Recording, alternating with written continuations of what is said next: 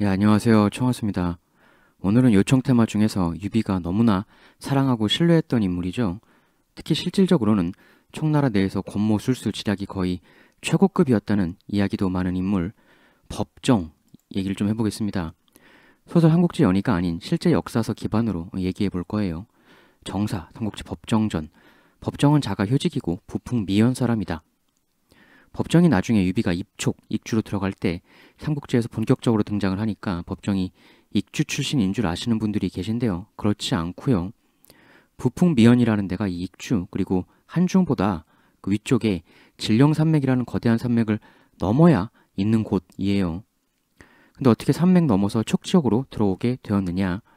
정사, 천하의 기근이 들자 법정은 같은 군 사람인 맹달과 함께 촉, 익주로 들어가 유장에게 의탁했다.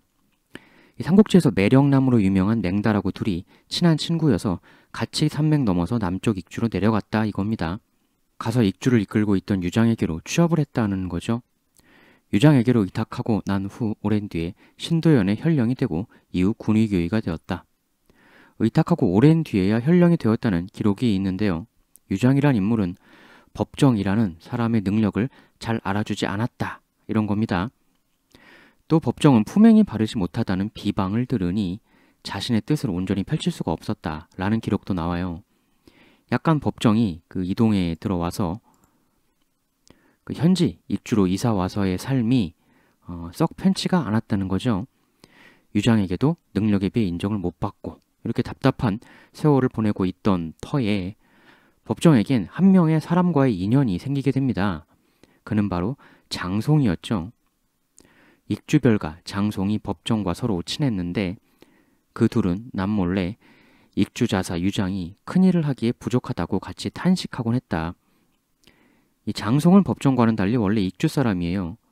익주 사람이 볼 때도 유장은 아니었다라는 건데 근데 이 셋에게 운명의 수레바퀴가 하나 달려오게 되죠.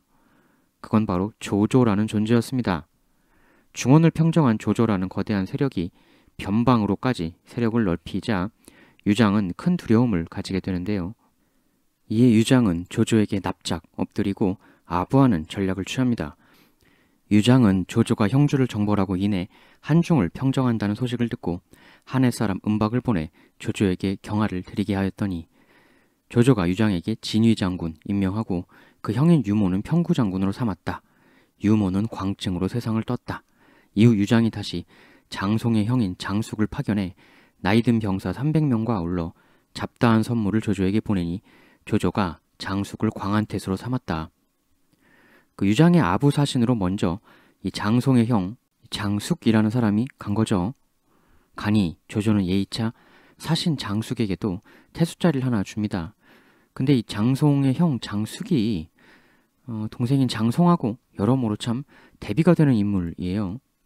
익부기구 잡기에 보면 형 장숙은 위엄과 엄숙한 태도가 있고 용모가 매우 훌륭했다라고 기록되어 있어요. 그런데 동생 장송에 대해서는 형처럼 풍채가 좋지 못했고 방탕하며 절조를 익히지 못한 사람이었으나 이치에 밝아 총명하고 재주가 좋으며 결단력이 있었다 라고 되어 있어요. 상당히 극과 극의 기록인데 실제로 이 두 형제 간의 사이도 좋지는 않았었던 것으로 보여요. 그 와중에 유장이 조조에게 또다시 아부사신을 재차 보낼 때 이제는 동생 장송이 가게 되는 일이 벌어집니다. 근데 이때 조조가 형인 장숙을 대할 때와는 또 다른 태도를 보여요. 유장이 장송을 조조에게 보냈을 때 조조는 장송을 제대로 예우하지 않았다. 그런데 주부 양수가 장송을 매우 높게 평가하여 조조에게 그에게도 좋은 관직을 내려줄 것을 건의하였으나 조조는 들어주지 않았다. 양수는 이후 조조가 지은 병서를 장송에게 보여주었는데 장송이 연애 중에 한 번 보고 암송하니 그로 인해 양수가 그를 더욱 남다르다 여겼다. 지금 똑같이 아부하러 갔는데 형인 장숙한테는 태수관직을 주고 동생인 장송은 무시를 했단 말이죠. 결국 관직 주긴 줬는데 형에 비해선 월등하게 볼품없는 일개 현령 자리를 줍니다. 당시 조조는 잘나가던 상황이라서 온 장송 보고 뭐야 저거 하고 거의 신경도 안 썼다는 거죠. 장송 입장에서는 형에 비해서 자신을 너무 홀대하니까 굉장히 분노를 하게 됩니다. 조조 입장에선 당시에는 거의 생각도 안 한 그야말로 사소한 무시였겠지만 이 조조의 사소한 무시가 역사의 방향추를 꺾어버리는 계기가 되었던 거죠. 장송이 이 무시를 통해 엄청나게 기분이 나빠가지고 정사, 유장전, 이후 조조의 군대가 적벽에서 불리해지고 병으로 많은 병사들이 죽자 장송이 돌아와 유장에게 조조를 마구 헐뜯는 말을 하였다. 그리고 유장에게 조조와 더 이상 관계를 가지지 말라고 설득하였다. 그리고 이 장송 무시하는 게 나비 효과가 되어서 조조 입장에선 참으로 엉뚱한 사람에게 큰 이득을 주는 꼴이 되고만이 그 이득을 보게 된 사람은 바로 유비였습니다. 정사, 법정전, 이에 장송은 조조와 관계를 끊고 유비와 새롭게 관계를 맺자고 유장에게 진언하였다. 그러자 유장 말하길 그럼 유비에게로 보낼 사자로는 누가 적당하오? 이에 장송이 법정을 천거하였는데 법정이 사양했으나 부득이하게 가게 되었다. 법정이 처음에는 유비한테 가는 사신자리를 안 받으려고 했었다는 거예요. 정말 끝끝내 안 갔었다라면 역사가 또 좀 바뀌었을 텐데 여튼 가게 됩니다. 아마 가기 싫다는 법정을 끝내 가도록 설득한 건 역시 친한 장송이 아니었을까 싶어요. 장송 입장에서는 꼭 법정이 가주어야만 할 사정이 있었을 걸로 보이죠. 왜냐하면 엉뚱한 사람이 유비한테로 가게 되면 자신의 쉽게 밝힐 수 없는 손내, 그 계산이 뒤틀릴 수도 있었기 때문이죠. 이 장송하고 법정은 자신들이 모시던 보스인 유장이 제 난돼 라는 공감대를 형성하고 있는 그 둘이었잖아요. 바로 그런 공감대를 가지고 있는 사람, 법정을 유비에게 보냄으로써 유비라는 사람의 제대로 된 진면목을 믿을 만한 법정의 시선으로 한번 스캔하고자 하는 그런 의도가 있지 않았을까. 그래서 가기 싫다는 법정을 어떻게든 설득을 해서 보낸 것이 아닐까라는 추정도 우리가 한번 해볼 수가 있어요. 이렇게 해서 드디어 만나게 된 법정과 유비, 정사, 법정전, 이렇게 법정은 유비를 한번 만나고 돌아왔는데 이후 장송에게 돌아가 유비야말로 참으로 옹략을 갖춘 인물이었다고 칭송에 마지 않았다. 그러니까 법정이 처음에는 유비한테 가는 것에 대해 뜨뜻미지근했는데 일단 만나고 오니까 아, 유비 너무 좋아 이랬다는 거죠. 그걸 장송한테도 말하고 이리하여 법정과 장송은 은밀히 협력하여 차후 유비를 추대하여 받들자고 뜻을 모았다. 유비의 뛰어난 능력과 인품을 확인하고 온 법정, 장송이 드디어 주군을 갈아치울 생각까지 품게 되었다는 겁니다. 실제로 오서에 보면 이런 기록도 있어요. 오서, 유비는 예전에 장송을 만난 적이 있었다. 그리고 그 후 법정을 얻은 것이다. 유비는 장송과 처음 만났을 때, 법정과 처음 만났을 때 모두 그들을 은희로 후대하고 아주 정성스럽게 환대했다. 그러자 장송은 촉, 익주, 방비의 허화실, 병기 및 재물을 보관하는 장소, 인마의 많고 적은 각종 여해지 및 지형 등을 모조리 유비에게 고해 알려주었다. 이로써 유비는 익주의 모든 사항과 허실을 다 알게 되었던 것이다. 지금 만나는 순서에 따라 설이 나뉘는 건데 좀 전에 오서 기록은 법정보다도 장송하고 유비가 사전에 먼저 만났었다는 거죠. 장송이 조조한테는 대무시당했는데 오서에 따르면 유비가 너무 환대하고 극진히 대우해주니까 거기에 넘어가서 익주의 지도, 각종 정보 등을 모조리 유비에게 바치고 자신의 주군인 유장에게는 그러면서 유비랑 연합하자는 설득을 했다. 애초에 장송이 조조랑 끊고 대신 유비랑 연합하자 이 제안을 한 것도 그냥 한 게 아니라 유비랑 먼저 만나고 나를 너무 인정해주는 그에게 반해서 아예 주군을 교체하려는 생각을 가지고 유비와 연합 제안을 유장에게 처음 꺼낸 것이다 라는 설입니다. 근데 이건 그렇지 않았다. 장송과 유비가 먼저 만나지 않았다 라는 설도 있습니다. 왜냐면 다른 사서 기록상으로는 이 제안 이전에 장송이 언제 유비에게 찾아갔는지 그 시점을 특정하기가 상당히 모호하거든요. 그래서 또 다른 설은 유장에게 실망함으로 공감대를 형성한 친구 법정과 장송 해서 장송이 굳이 유비와 연합 제안을 하면서 유비라는 인물을 테스트할 겸해서 자신이랑 뜻을 같이 하고 있는 법정을 보낸 거고 그 법정이 유비 역시 훌륭한 인물이야 이렇게 전해줘서 장송도 비로소 유비를 옹립하기로 결단한 것이다 라는 또 다른 설도 있는 거죠. 뭐 누가 먼저 만났건 간에 여하튼 이 두 명의 동료는 유장하고는 너무나 대비되는 유비라는 인물의 매력에 빠져서 유장을 들어엎고 유비를 세우고자 하는 꿈을 꾸게 됩니다. 그런데 정사, 법정전, 당장은 그 기회가 바로 찾아오지 않았다. 둘이 들어엎자고 작당 모의까지는 했지만 마땅한 찬스가 생기질 않았다는 거죠. 그런데 기회가 찾아옵니다. 당시 천하의 판세는 조조가 여러 지역으로 더 세력을 넓혀 나가는 와중에 조조 세력이 여기 그 익주와 그 위쪽 한중의 위에 있는 진령산맥이라는 거대한 산맥을 넘어서 이 남으로 내려와 장로라는 사람이 버티고 있던 한중을 손에 넣으려고 하는 그러한 상황이었습니다. 일단 한중을 손에 넣으면 가장 험한 지형 여기를 넘어간 그 아래에다가 베이스 캠프가 꾸려지는 거니까 익주의 유장은 언제라도 칠 수 있는 그런 태세가 완비되는 거죠. 따라서 조조가 한중의 장로를 친다는 소문이 퍼지게 되자 유장도 엄청난 공포를 느낄 수밖에 없게 되는 상황이 닥친 겁니다. 이런 상황이 되자 그야말로 호시탐탐 때를 노리던 장송에게는 기회는 찬스다가 된 거죠. 정사, 삼국지 선주전, 익주목, 유장은 조조가 장차 한중으로 향하여 장로를 토벌한다는 것을 듣고 내심 조조를 두려워하고 있었다. 그런데 이 고민거리에 대해 유장에게 장송이 이런 솔루션을 제안합니다. 정사, 그러자 장송이 그 고민에 대해 설득했다. 장송, 유예주, 유비가 있지 않습니까? 유비는 조조의 뿌리 깊은 원수이기도 할 뿐더러 게다가 용병에 뛰어나기로 정평이 나 있는 인물입니다. 유비로 하여금 한중의 장로를 먼저 치게 하면 어떻겠습니까? 유비 정도라면 필히 장로를 격파할 수 있을 것입니다. 유비가 장로를 격파해버리면 그땐 비록 조조가 온다 해도 어쩔 수 없지 않겠습니까? 지금 조조가 이렇게 오는 그 두려움에 대해 장송은 유비를 시켜서 장로를 조조보다 먼저 유비가 쳐 없애버리면 이렇게 유비가 들어가게 되는 거니까 조조가 온다 해도 여기 유비를 통해서 방패막이가 되지 않겠느냐라는 전략인 거죠. 약간 이 전략은 적벽대전 앞두고 오나라 노숙이 손권에게 진언했던 그 계책하고 비슷한 거죠. 손권도 조조가 밀고 내려오니까 노숙은 유비를 내세워서 조조와 우리 오 사이에 완충을 두자. 최강자 조조하고 정면으로 부딪히지 말고 유비를 중간 방패, 완충으로 내세우자.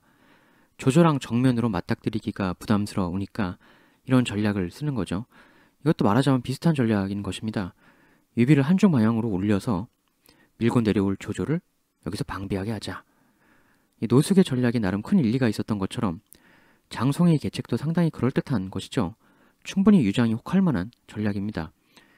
다만 노숙과 장송의 가장 큰 차이점은 뭐냐면 노숙은 정말 충심으로 손권과 오나라를 위해 이런 전략을 제안했던 거고 반면 장송은 그게 아니었다는 거죠.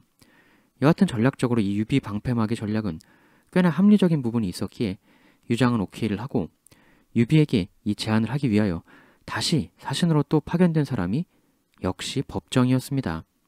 정사, 법정전. 사신으로 파견된 법정은 유비를 만나 유장의 뜻, 한중의 장로를 쳐달라는 뜻을 전달하였다. 근데 기록에 따르면 여기서부터 본격적으로 법정이 유비에게 계책을 진언하기 시작합니다.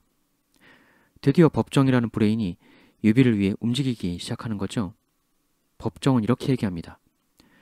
일단 익주목, 유장의 뜻은 이렇게 한중의 장로를 쳐달라는 것입니다만 사실 그것이 중요한 게 아닙니다.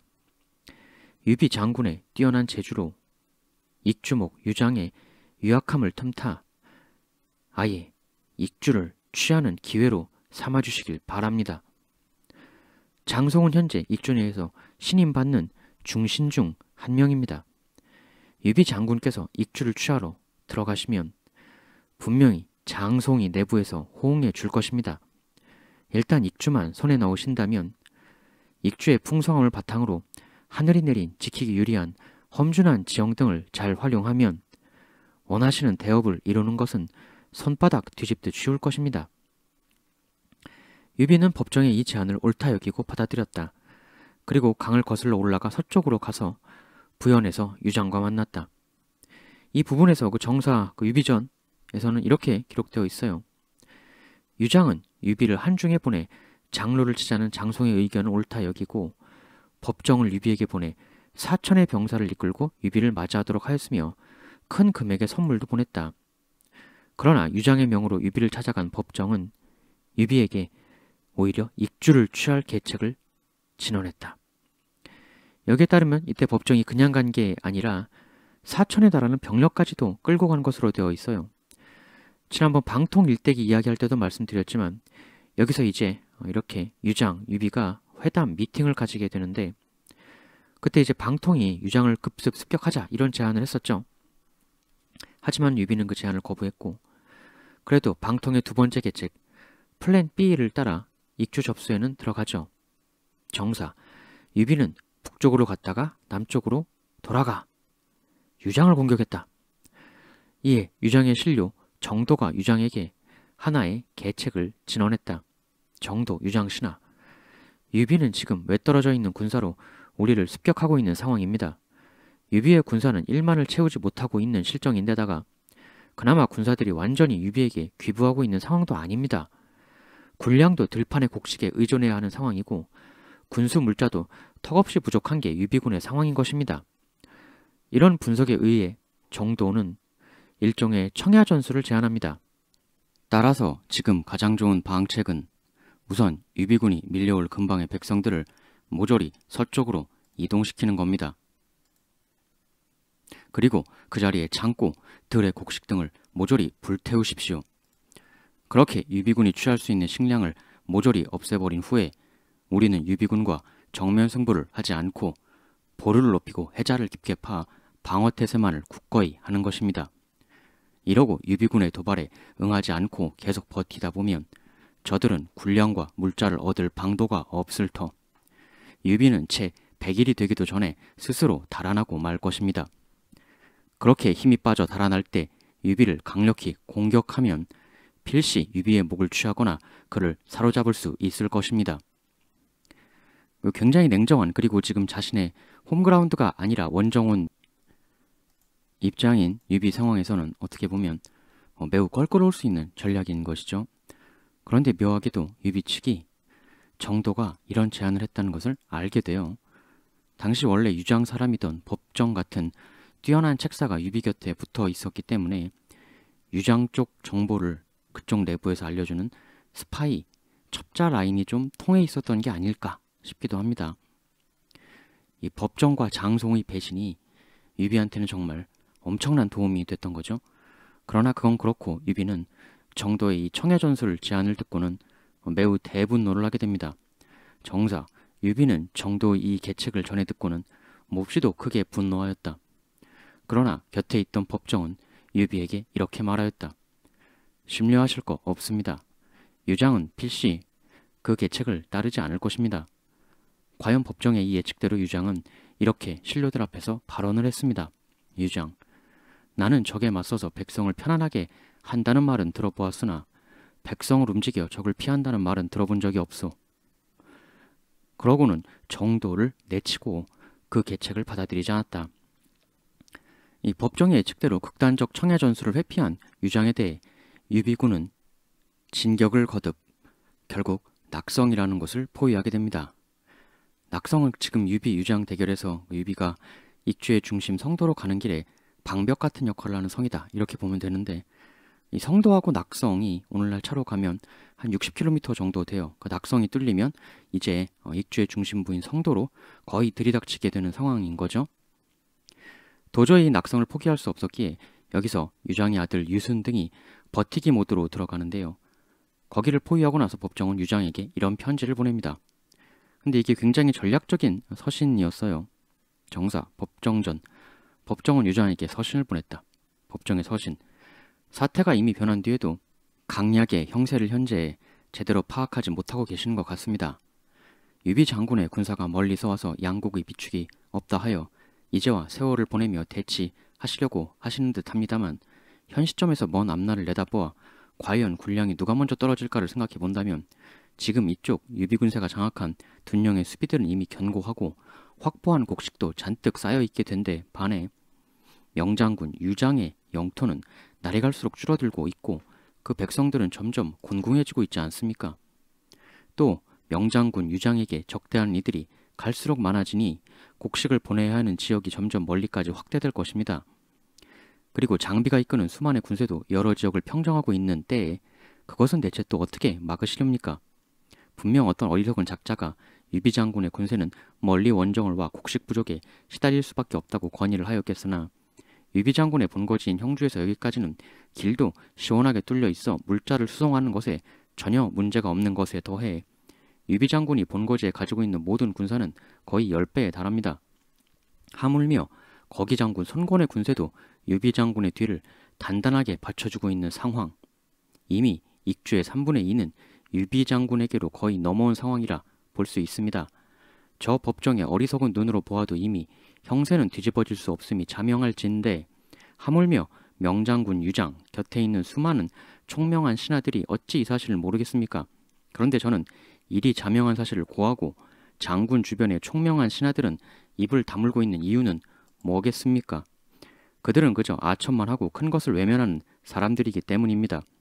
장군 주변의 신하들은 그저 상황이 힘들어지면 각자 살 길을 찾아 나설 사람들에 불과할 뿐 장군의 진정한 앞날은 조금도 걱정하고 있지 않습니다.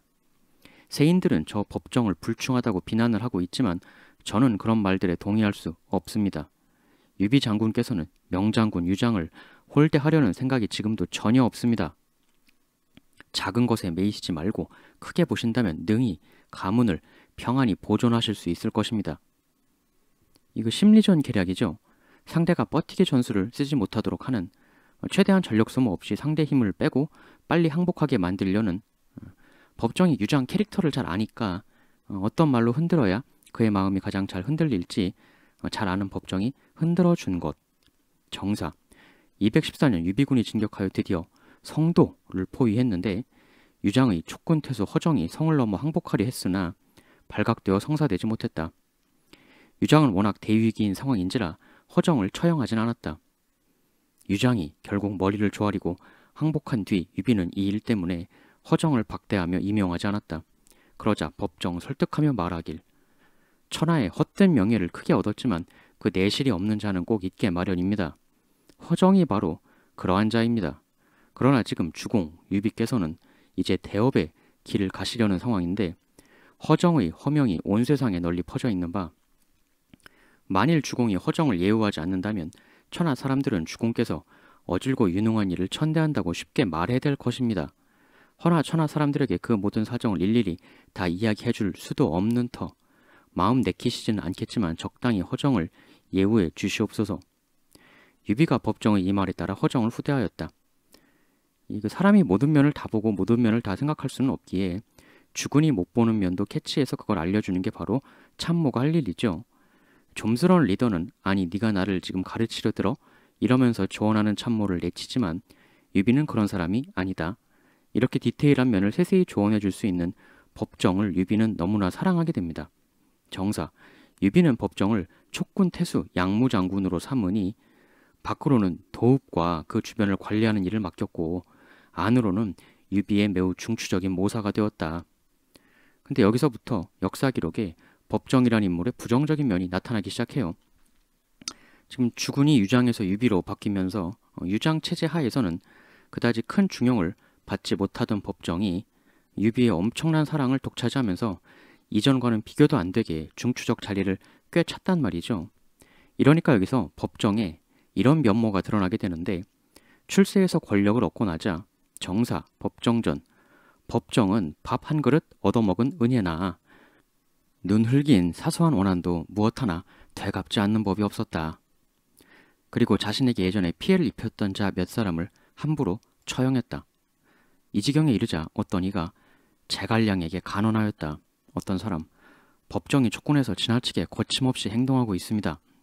제갈량 장군께서 주공 유비께 이 사실을 여쭈어 법정의 저 권한을 좀 억누르셔야 하지 않겠습니까?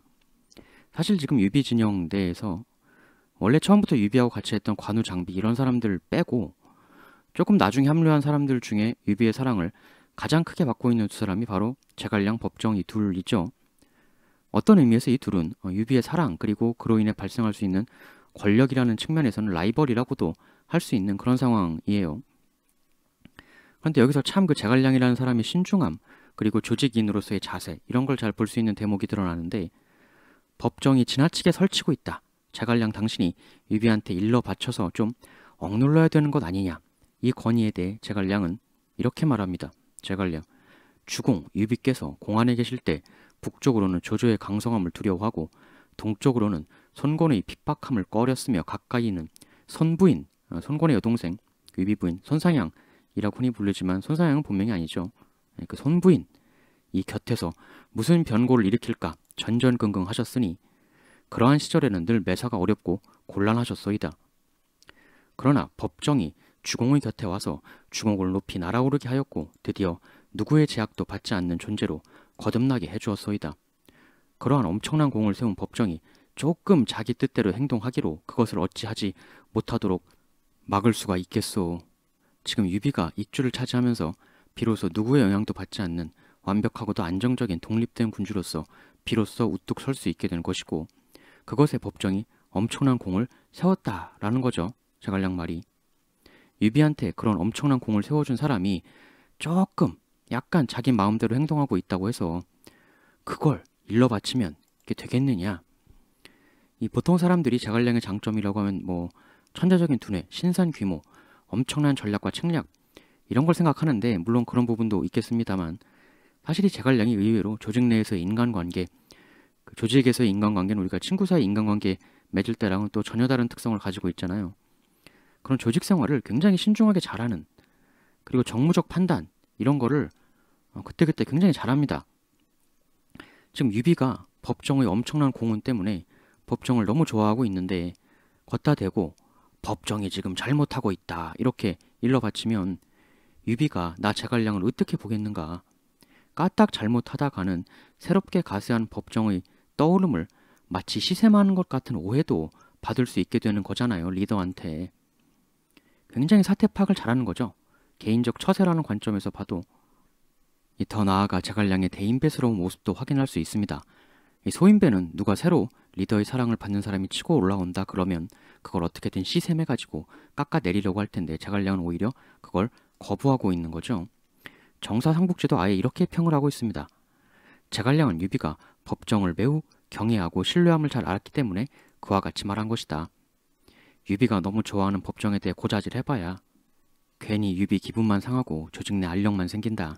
웬만한 일은 지금 상황에서는 그냥 넘어가는 게 좋다. 아직 굳건하지 않은 익주에서 막 자리 잡기 시작한 기업, 주식회사 유비에 오히려 현재로서는 가만히 있는 게 더 도움이 된다라고 판단을 하는 것이죠. 물론 어떤 대간신이 설치면 그건 충원을 해야 할 상황도 있겠지만 매사를 매번 하나의 기준으로만 판단해서는 안 된다는 거죠. 정답이란 원래 그때그때 달라지는 것이다. 이처럼 유비를 강력하게 우뚝 서게 만든 법정이라는 게 당시 평가였는데 법정은 여기서 만족하지 않고 유비를 살려줄 또 다른 계책을 진언합니다.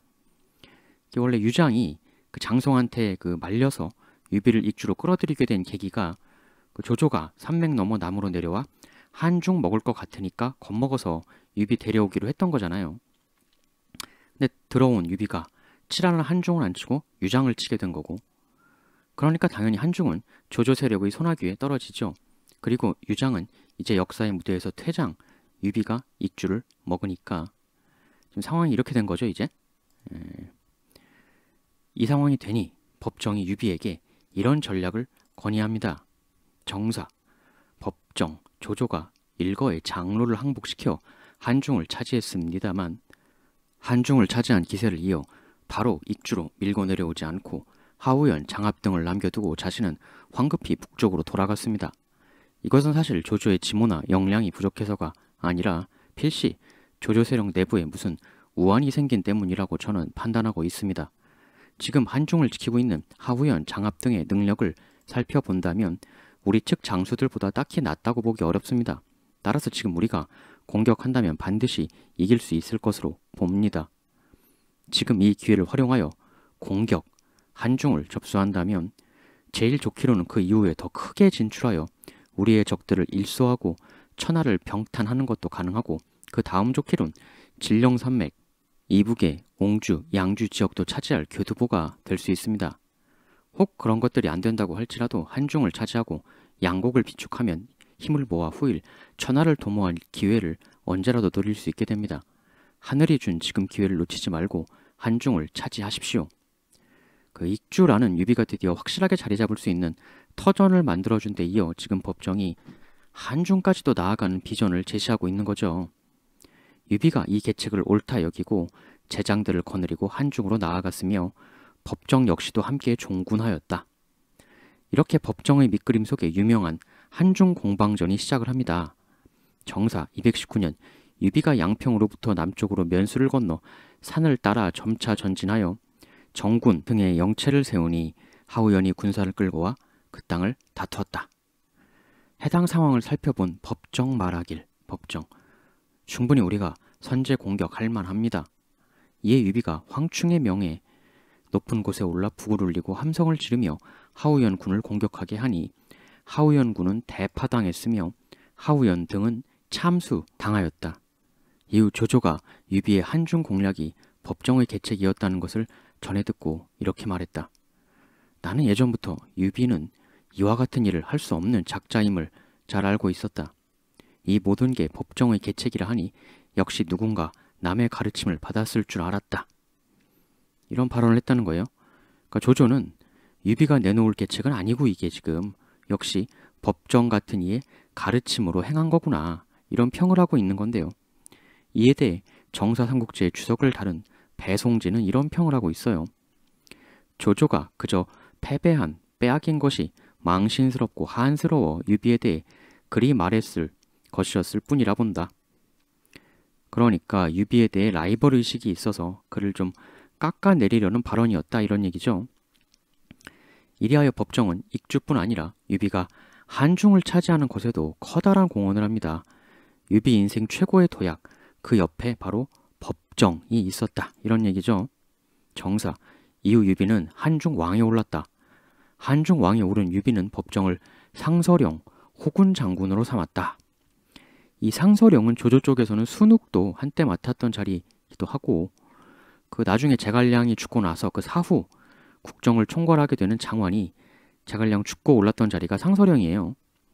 그만큼 법정을 문관 쪽에서는 거의 최정상급 지위로 올려주었다 이런 얘기죠. 정말 그야말로 잘나가는 최고의 출세 가도를 달리게 되는 법정이었는데 그런데 이 절정의 출세 가도 달리는 그 바로 다음 기록이 그 이듬해 법정이 죽으니 그때 그의 나이 45세였다. 출세의 절정을 이제 막 내달리고 있던 차에 갑자기 세상을 뜨게 된 거죠. 이 이후 기록을 보면 유비가 법정을 위해 며칠간이나 눈물을 흘렸다. 지금 하루도 아니고 며칠 동안 계속 울었다는 거예요. 유비가 법정을 얼마나 사랑했고 얼마나 아까워했는가를 알 수 있는 대목입니다. 유비는 이후 법정에게 시호를 내려 이쿠라 했다. 이 시호가요. 그 정사삼국지 조운전을 보면 유비 때에 시호받은 사람은 오직 법정뿐이었다라는 기록이 나옵니다. 방통 같은 경우도 유비 시절에 사망했는데 법정처럼 시호를 주진 않았습니다. 방통 사망 후 유비가 방통에 대해 이야기할 때 눈물을 흘렸다라는 기록이 역시 있긴 하지만 유비가 그에게 시호까지 주진 않았거든요. 근데 법정한테는 줬으니까 유비가 법정을 얼마나 특별하게 생각했는가를 잘 알 수 있는 대목이죠. 유비의 법정 사랑을 볼 수 있는 대목은 이외에도 더 있습니다. 정사삼국지의 주석으로 달린 내용인데요. 일전에 유비가 조조와 다툴 때 형세가 불리했던 적이 있었다. 당연히 퇴각해야 했으나 유비가 몹시도 흥분하고 화를 내고 있었기에 감히 퇴각을 간언하는 자가 없었다. 이걸 보면 아까 조조가 억지로 유비를 깎아내리는 발언을 하는 것과 마찬가지로 유비와 조조의 라이벌 의식 그 단면이 좀 보이는 것 같기도 한데 너한테만은 질 수 없어. 너한테만은데 물러서지 않겠어. 후퇴는 없어. 약간 이런 느낌이죠. 그런데 이때 법정이 나섭니다. 이때 화살이 비오듯 쏟아지고 있는데 법정이 유비 앞으로 나아가려 하였다. 그러자 유비 말하길 효직, 법정, 그대는 화살을 피하시오. 법정, 명공 유비께서 친히 화살과 돌을 맞이하고 계신데 하물며 소인이 어찌 이를 피하겠나이까. 이 말을 듣자 그제서야 유비는 효직, 내가 그대와 함께 물러나겠소. 이라 하고는 그제서야 퇴각을 하였다. 이런 내용이 나와요. 막 흥분하며 절대 물러서지 않겠다. 너한테는 이런 각오로 분리해도 계속 싸우려고 하다가 법정이라는 사람이 위험해질 수 있다. 이렇게 생각이 들자 정신이 번쩍 들었다는 거죠. 역시 유비가 사랑하기로는 둘째 가라면 같이 서러울 제갈량은 법정을 이렇게 평했습니다. 정사, 당초 제갈량과 법정은 서로 간에 성향이나 취향이 같은 사람은 아니었다. 그러나 그 둘은 그런 차이에도 공적으로는 서로에 대해 존중하며 예우했다. 또 제갈량은 늘 법정의 지모가 뛰어남을 높게 여기곤 했다. 그리고 유비가 나중에 이릉대전에서 참패를 당하게 되었을 때 제갈량은 이렇게 말합니다. 제갈량, 법정이 살아 있었다면 능히 주상, 유비를 제지해 오나라 원정을 가시게 하지 않았을 것이다. 설령 원정을 갔다고 하더라도 이렇게 처참하게 패하진 않았을 것이다. 아무도 유비를 설득 못했는데 오직 법정만은 설득할 수 있었지 않았겠느냐, 이런 이야기죠. 유비가 법정을 얼마나 좋아했는가를 잘 알 수 있는 또 하나의 대목이기도 합니다. 법정도 교묘한 계책, 지략을 잘 쓴다는 점에서 견실한 정통파 제갈량보다는 약간 방통과 사람이에요. 사실 유비가 훌륭한 인품과 영웅적 기질에도 불구하고 인생 초년에서 중반까지 일이 그렇게 안 풀렸던 이유가 기기묘묘한 책략을 써줄 브레인이 부족했다는 건데, 법정, 방통 이런 사람들이 그게 가능한 인물이었다는 게 당대 그리고 나중의 평가죠. 그걸 유비도 알았기에 법정을 그렇게 아꼈을 거예요. 정사 삼국지의 저자 진수의 평. 방통은 평소 사람을 평가하고 모책을 좋아하니 형, 초 땅에서 그를 뛰어난 준거리라 일컬었다. 법정은 일의 성패를 보는 데 뛰어나고 기이한 꾀, 계책과 정밀한 계산을 지닌 인물이었으나 다만 평소 덕이 있다 칭송되진 못했다. 위나라의 신하에 견주자면 방통은 순욱에, 법정은 정욱, 곽가에 비견될 만하다. 참 역사를 보면 아까운 인물들이 많죠. 유비도 법정 사망하고 펑펑 울면서 하늘을 원망했을 수도 있을 듯한데 어디까지가 하늘의 몫이고 어디까지가 인간의 몫인지 다음 시간엔 더 재밌는 테마 또 가지고 오겠습니다. 대단히 감사합니다.